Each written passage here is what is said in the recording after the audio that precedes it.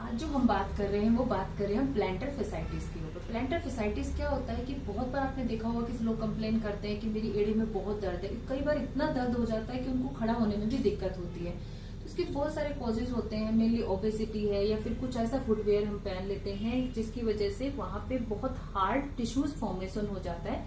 Actually जो प्लैंटर fascia जो होता है वो हमारी हील को सपोर्ट देता है।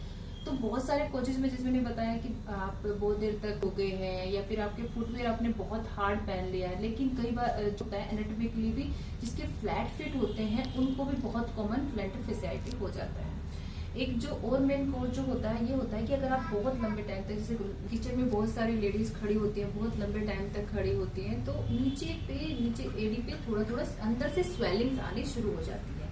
तो अगर प्लैंटर फेसाइटिस इस तरीके की प्रॉब्लम हो रही है तो हमें सबसे पहले क्या करना है। जो सबसे पहला कॉज होता है कि आप अपना लंबा टाइम खड़ा होना या फिर बहुत देर तक कोई ऐसे फुटवेयर जो बहुत हार्ड है उसको ना पहने।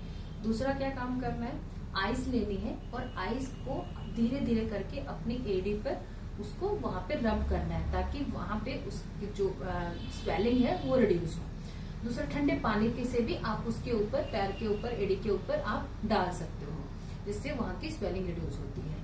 एक जो आयुर्वेदा में हम फॉलो करवाते हैं, आयुर्वेदा में क्या होता है, अग्निकर्म भी होता है। अगर आपका इन चीजों से भी बहुत बार 80% तक भी ठीक हो जाता है, लेकिन कई बार अगर बहुत ज्यादा पोस्ट स्वेलिंग है, बहुत प्रॉब्लम, आयुर्वेदा में अग्निकर्म जो हम करते हैं, श्लाघा से जो हम पेशेंट को करते हैं, उसके वीक में एक सीटिंग होती है और 3 से 4 सीटिंग में कम्प्लीटली पूरा तरीके से ठीक हो जाता है। तो आप अपना एक बार, अगर आपको इस तरीके की प्रॉब्लम, होम रेमेडीज बताई, सबसे पहले उनको ट्राई करें।